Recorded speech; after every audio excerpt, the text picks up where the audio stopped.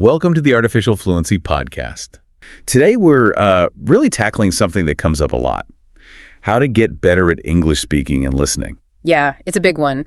And we've gathered quite a bit of material transcripts, audio clips from language learning content, even podcasts about communication itself. Exactly. Our mission here is pretty clear. Yeah.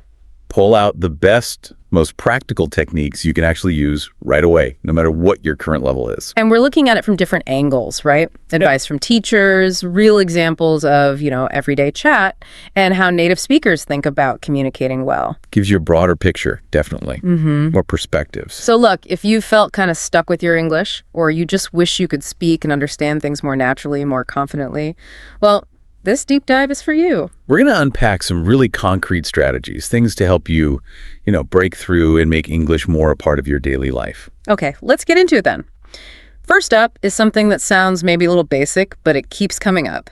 Speaking to yourself. It really does. It's quite remarkable. We saw one example where someone, James, makes it part of his morning routine. Just describes what he's doing, his plans for the day, all in English. Right, like, okay, now I'm brushing my teeth or thinking ahead. Today I'm going to the gym after work.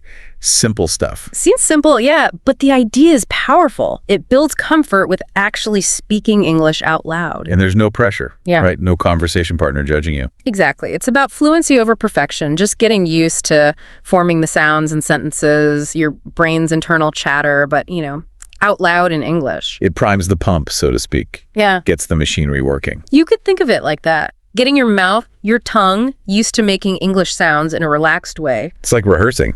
And then there's Daniel, who took it a step further, actually recording himself. Ah, yes, recording. That adds another layer. Talking about his day, just into his phone or whatever. That's brilliant because it gives you feedback. You can listen back, spot things you want to improve, but also, and this is key, that you hear yourself getting better over time. That must be really motivating, seeing the progress. Definitely. And his advice to start small is spot on. You don't need long monologues. Just quick descriptions, like if you're walking outside. Yeah, exactly. The sky is clear today, or I can see the park ahead. Little moments throughout the day. Making it automatic. And they also mentioned practicing for specific situations, like grocery shopping. Oh, yeah, that's a great practical tip. Instead of just thinking your list, actually say it. Okay, I need milk, bread, and some eggs. It's like a mental walkthrough, preparing yourself for those real-world interactions. So this private practice that builds a foundation of confidence, doesn't it? Absolutely, a crucial foundation. Okay, so building on that comfort with producing English, let's switch to receiving it, listening. Right. And there seem to be two main approaches here. Passive and active listening. The passive idea came up just having, say, an English podcast or the news on in the background. While you're doing something else. Yeah. Like making breakfast. Exactly. The idea isn't that you're laser focused, but that your brain is still absorbing the rhythms, the sounds, the intonation of English. Soaking it in almost by osmosis. Sort of, yeah. It's about familiarization, getting your ear tuned to the language, even when you're not consciously analyzing every word. Interesting. Okay, so that's passive. What about the active side? Well, one source had a really structured method for active listening, and the first step was quite challenging, actually. Oh, what was that? Listening to a short clip of, real fast English conversation. Without subtitles? Without subtitles first, just to gauge your current understanding, to expose yourself to that natural speed. Wow, okay. Diving right in. That's tough, but probably necessary. It is tough initially, but crucial. You need exposure to that natural pace to improve. You can't just listen to slowed down textbook audio all the time. Right. You have to train your ear for the real thing, even if you miss stuff at first. Precisely. It helps you start picking up the flow, recognizing sounds within that faster stream of speech. And then the method likely involves slowing it down, maybe transcribing. Yeah, the subsequent steps involve things like that, breaking it down to understand better. But that initial exposure to real speed is the vital starting point. Calibrating your ears, essentially. Okay, that makes sense. Yeah. Now let's shift gears to something that can feel a bit daunting for learners. Small talk. Ah, small talk, yes. But the sources suggest it's actually a really powerful tool, not just for fluency, but for building confidence. Really? How so? Well, think about Emma's experience that was shared. She made a conscious effort, right? Yeah, practicing simple questions with friends daily. Things like, hi, how are you today? Or how's it going? Very basic stuff. But she noticed a big difference over time. A huge difference, apparently. That consistent low-pressure practice just made her more comfortable, more at ease in conversations. It's like exercising a muscle, I guess. Little bits regularly add up. Exactly, like compound interest for your speaking skills. And another source gave some great practical ways to actually start small talk, especially with new people. Yeah, I like those. Focusing on open-ended questions. Right, not just yes, no. Something like, where are you from originally? Invites a longer answer. Keeps the conversation moving. And the key is follow-up questions, too. Definitely like, oh, really? How do you like living here? It shows you're actually listening and interested. Keeps it from feeling like an interrogation. Yeah. And they had those situational examples, too, which were helpful. Oh, yeah, the book club one. What did you think of the book? Simple. Or on a park bench, seeing someone read, what's the book about? Or even in a coffee shop line. What's your favorite coffee here? Exactly. These are low-stakes opportunities to just practice initiating and having a brief exchange. And the goal isn't necessarily deep conversation at this stage. Not at all. It's about building that comfort, that confidence to engage, getting over the hurdle of starting. Each little success makes the next one easier. Okay, so we've talked about producing sound and engaging in basic chat. Let's dive into the words themselves, vocabulary. Right. And the sources had some really good insights here, particularly about learning words in context. Not just memorizing lists. Definitely not. One source focused on everyday phrases native speakers use all the time. Things like, get used to it, be able to tell something, biased, no one in their right mind. Ah, yes. Those very common expressions. And crucially, it wasn't just the phrases, but the context they were used in, like get used to it when talking about adjusting to a new place. Or be able to tell from looking at, say, wet ground, you can tell it rained. Exactly. And biased in relation to news, or no one in their right mind for warning against something foolish or dangerous. Seeing them used makes them stick. It shows you how to use them, not just what they mean. Precisely. And then there was the workplace context, too. Oh yeah, essential phrases for professional settings. Very useful stuff. Things like, thank you for bringing this to our attention. Or just a friendly reminder. Would it be possible to extend the deadline? Always a classic. Ah, yes. Or, I appreciate your hard work. Let me confirm that for you. Thank you for your patience. These phrases really help you sound professional and clear, don't they? They absolutely do. They manage expectations, show politeness, facilitate collaboration.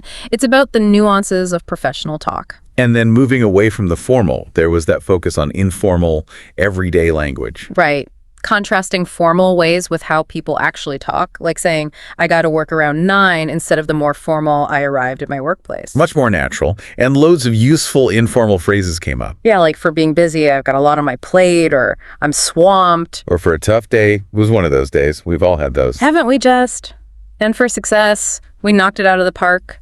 Or for problems, we hit a few snags. These are the phrases that make your English sound less like a textbook and more like, well, real conversation. Totally. And even things for to-do lists like, I need to get around to, or I've been putting off. We all have things we're putting off. And the household chores example, get these chores out of the way so you can binge that new show. Very relatable. And they even mentioned adulting. Ah, yes, the slightly ironic term for just being a grown-up. It shows how language evolves, right? Learning these everyday bits, formal and informal, is key to really participating. Absolutely. Okay, so beyond the words themselves, there's how we say them. Let's talk about melody and emotion in speech. This was fascinating. Vin Jiang's insights on this were really striking. The communication expert, right? He talked about vocal melody. Yeah. How varying the pitch and tone of your voice makes a huge difference in how well people listen to you and how memorable you are. So not speaking in a monotone. Exactly. It makes you sound more sincere, less like you're reading a script, more engaging. He mentioned something about being heard better in noisy places if you have more melody. That's right. The voice with more variation cuts through the noise better. It grabs attention. That's incredible. It shows communication is so much more than just the words. It really is. He stressed vocal foundations and the idea of feeling what you're saying, not just reciting it. Conveying the emotion behind the words. Precisely. And practicing that, varying your pitch, pace, volume can seriously upgrade your communication impact. Makes sense. Okay, so finally, let's quickly cover some common roadblocks people hit when aiming for fluency. Yeah, a couple of big ones came up. First, the fear of making mistakes. Always a big one for language learners. Huge. And there's a great analogy comparing it to how toddlers learn. Oh, right. They make mistakes constantly, but they don't care. They just keep talking. Exactly. They don't get embarrassed and stop. They just keep trying, experimenting. That fearlessness is key. We need a bit of that toddler attitude. Except that mistakes are just part of the process, a necessary part. Totally. And the other barrier mentioned was relying too much on translation in your head. Thinking in your native language and then translating word for word. Yeah. That creates delays, makes speech sound unnatural and hesitant. It really hinders fluency. So the goal is to get common phrases more automatic. That's the idea, building automaticity so you're not constantly doing that mental translation step. The words just come out more naturally. Okay, so as we wrap up this deep dive, let's quickly recap the main takeaways. Sure. We saw that consistent, sort of low-key daily practice helps a lot about. Things like speaking to yourself, passive listening. Right, and actively using small talk, even simple stuff, to build confidence in real situations. Plus, learning vocabulary and context, those everyday phrases. Workplace language makes a big difference. And don't forget the delivery. Paying attention to vocal melody and emotion to be more engaging. Absolutely, it all adds up. And the great thing is, these aren't massive, life-altering changes. You can weave these into your existing routine. Exactly. Small, consistent efforts. That's what leads to real improvement over time. Better fluency, more confidence. So here's something to think about. What if you consciously picked just one of these strategies this week? Yeah, just one. How might that start to shift your experience with English? What could become possible if you start to really unpack your own potential for speaking and understanding more fluently? You know that feeling, right? Being stuck. Like your feet are just cemented to the ground, even when you really, really want to move. Oh, absolutely. We've all been there. Okay, so let's unpack this because this deep dive, we're really laser focused on how people actually break free, how they make real change happen. Yeah, forget the surface level stuff, the quick pep talks. We want to get into the nuts and bolts. Exactly. And we're drawing on quite a mix insights from learning English, which is a big change in itself, right? But also these fundamental shifts in thinking that unlock personal growth. It's fascinating, isn't it, how things that seem quite different, like, say, mastering a language or personal development or even understanding different cultures and economies, they all sort of shed light on the same core thing. Which is? Making significant changes. We looked at a great conversation from the English Leap podcast about the principles behind transformation, Right. And another from Podcast Speak English that explored, the emotional side of things, how we feel day to day. And even nationalities and currencies came into it, offering these unique angles on adapting and embracing change. Different perspectives, yeah.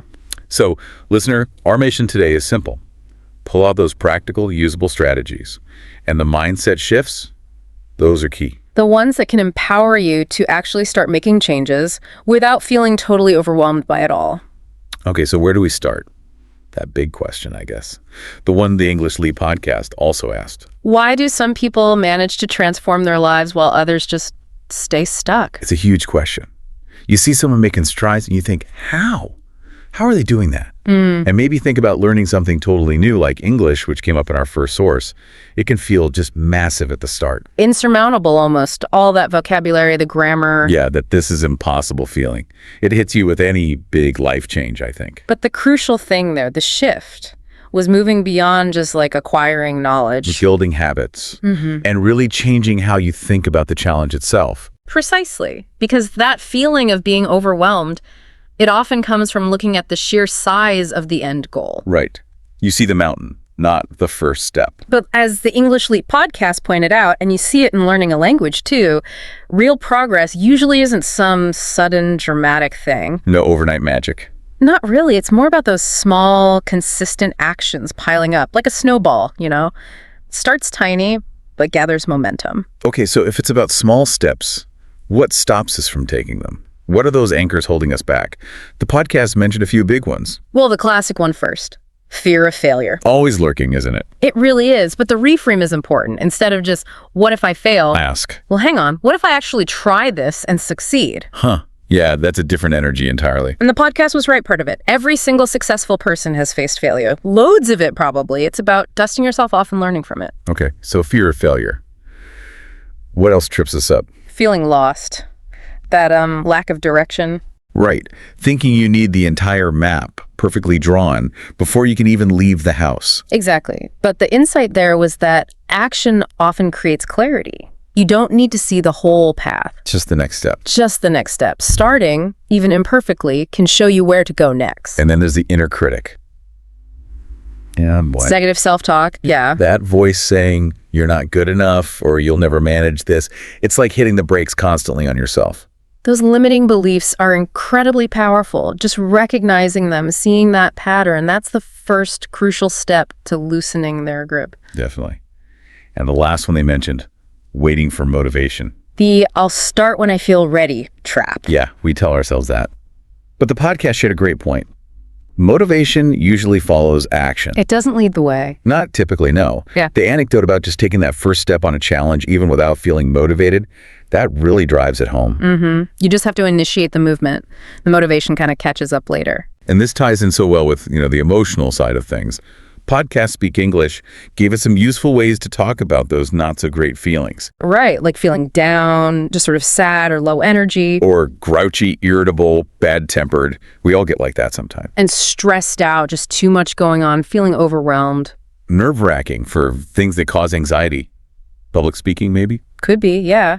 Or being on edge, easily annoyed, tense. What's useful here is seeing how these states can be real barriers to change, right? Absolutely. If you're feeling really down or super stressed out, finding the energy to start something new feels almost impossible. Yeah, if you're constantly on edge or grouchy, maybe launching a huge new project isn't the best idea right then. So recognizing these emotional barriers, just like the other ones, the fear, the lack of direction, that recognition is step one to overcoming them. It's about identifying what's actually holding you back. Is it fear? Is it feeling lost? Negative thoughts? Waiting for the mood to strike?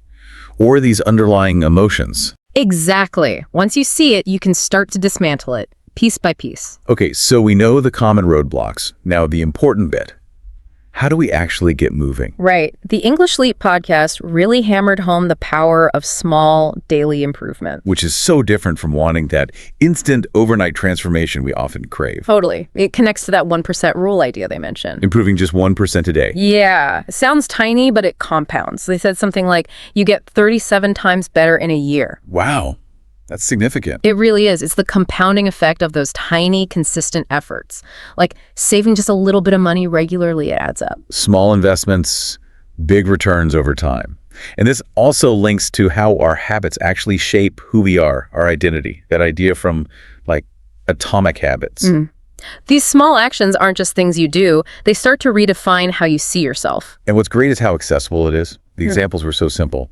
Read for 10 minutes. Practice English for 5 minutes. Use positive affirmations. None of these are huge, daunting tasks. And that real life story. Someone getting fluent in English just by listening to podcasts consistently. So inspiring. It shows that even if you are feeling, a bit down, like we heard in Podcast Speak English, just taking one tiny step can start building momentum. Consistency over intensity then, especially at the start. That seems to be the key. Small, manageable actions are sustainable. Big, sporadic bursts, not so much. Right. Okay, so underlying all this action, there's the mindset piece. Ah, yes, the foundation. The English Leap podcast drew that crucial distinction. Growth mindset versus fixed mindset. Believing I can improve versus I am what I am and that's it. It's a profound difference, isn't it? It changes how you see everything, challenges, setbacks, learning. And it's not just wishful thinking. They talked about the RAS, the reticular activating system. Our brains filter, basically. Yeah, it focuses on what you tell. Yeah. It is important. So if you constantly feed it, I can't do this, guess what it looks for? Evidence to prove you right. It literally filters out stuff that contradicts that belief. Scary, but also empowering, because it means we can train it. Exactly, which is why consciously reprogramming our minds works. The podcast mentioned 3 main ways: affirmations, visualization, gratitude. Affirmations, those positive statements like, I'm getting better every day, planting seeds. And visualization, really picturing yourself succeeding, building that belief internally. And gratitude, just focusing on what is going well, shifting focus from lack to abundance almost. It helps you spot opportunities instead of just obstacles. It's not about ignoring the bad stuff, but balancing your perspective. And like they said, it's not magic. is practical brain training, aligning your focus with your goals. Makes sense. So building on that internal work, the podcast then tackled another common hurdle. Waiting for the right moment. That exact one. That's so tempting. I'll start when everything is perfect, when I feel 100% ready. But the reality check was that feeling of perfect readiness, it pretty much never arrives. So true. Which brings us to Done is better than perfect. That saying is gold. Delaying action while you chase perfection, that just leads to more delay. Stagnation. imperfect action keeps you moving. Absolutely, no matter how small. The story about hesitating to speak English, afraid of mistakes, that really hit home. That vulnerability, yeah. We try to avoid it. But the realization was crucial. Mistakes aren't just possible, they're necessary. They're how you learn. Language, skills, life changes. Anything. And this loops back to those feelings from Podcast Speak English, again, feeling nervous or anxious or on edge. Right. Taking action even when you feel those things, that's what builds real confidence. Each step outside the comfort zone expands it. Okay, so a mini challenge then for you, listener. Think of one thing, just one thing you've been putting off. On the back burner. Exactly. Now commit. Take one tiny step towards it. Not Today. Not tomorrow. Nope, today. Because action creates momentum, and momentum builds confidence. Simple as that. Good challenge. Now, shifting focus outwards a bit. The podcast also stressed the power of our environment. And the people around us. Huge influence on our habits or choices. Absolutely. They brought up that saying, you are the average of the 5 people you spend the most time with. Oof. That one makes you think, doesn't it? It really does. It highlights how much we're shaped by both positive and, well, negative influences. So creating a supportive environment becomes really important. Essential, I'd say. And they had practical tips. Follow inspirational people, authors, speakers, even just positive folks online. Kind of curate your input. Exactly. And join communities. Online learning groups, book clubs, forums. Connecting with others on a similar path gives you support, accountability. It's a big difference. And just as important, limit the negativity. Maybe spend less time with constant complainers. Or cut back on the doom scrolling through negative news or social media. That too. It drains your energy for change. The story about feeling stuck with English until joining a community really drove that home. Yeah, that shift in environment was the catalyst. It really makes you reflect on your own 5 people, doesn't it? Right. Are they lifting you up? Or maybe unintentionally holding you back? Might be time for some conscious adjustments for growth. And speaking of diverse influences, it reminds me of that Nationalities podcast snippet. Yeah, the sheer variety in a language class. People from Germany, Poland, Brazil, Chile, New Zealand, the Kiwis, Morocco, Pakistan, Indonesia, South Korea, Japan, Malaysia, Thailand, Singapore, the Philippines, Kazakhstan, Russia. Ireland, Sweden, Finland, Denmark, Norway, the Netherlands, or Holland. It's a long list. It really is. It just shows, even in something like language learning, you're navigating this incredibly diverse environment. And that adaptability, learning to connect across differences, it mirrors the adaptability you need for personal growth, too. Good point. And just quickly, touching back on Podcast Speak English, those phrases like being in a foul mood or someone losing his temper or shutting down or brushing me off. They just remind us that change isn't always smooth. It involves navigating tricky emotions, both in ourselves and in how others react. True. And even the currency trading stuff had some interesting parallels. How so? Well, thinking about trading currencies, euros, dollars, pounds, rupees, needing a margin deposit, seeing something appreciate drastically, making a split-second decision. I see. Metaphors for change. Yeah, like recognizing opportunities, taking calculated risks, making timely choices, even when things feel uncertain or volatile. Like adapting to a new market. Exactly. And that Ecuador example, adopting the US dollar because their own currency, sucres, had depreciated so badly after hyperinflation. That's a massive real-world shift, a huge decision driven by necessity, adapting to a completely new financial reality. Definitely puts things in perspective. Okay, so let's try and wrap this up. As we bring this deep dive to a close, what are the big takeaways? I think the core message is really empowering. It's that you, listener, probably have more control than you think. Right. Change isn't about waiting for lightning to strike. No, it's about those small, deliberate, consistent actions. Plus, the right mindset, that growth perspective. And surrounding yourself with a supportive environment. Those seem to be the key ingredients. It's definitely a gradual process. There will be bumps, for sure. But every little step, every challenged belief, every positive connection you foster, It all builds that forward momentum. And don't forget, the English Leap podcast had that free PDF guide mentioned. Could be useful for digging deeper into the exercises. Good reminder. Okay, so a final thought for you to mull over. Let's hear it. Reflect on just one small change, something you can genuinely commit to starting today. And maybe, as you do it, check in with yourself emotionally. Are you feeling a bit down, a bit on edge, perhaps? How does that affect your approach? And also, think about those diverse perspectives we mentioned, learning from different nationalities, adapting like Ecuador did with its currency. How can seeing things from different angles inform your own journey? Yeah. Look around you. Pay attention to the currency of your daily habits. And just ask, what small investment can I make in my future self starting right now?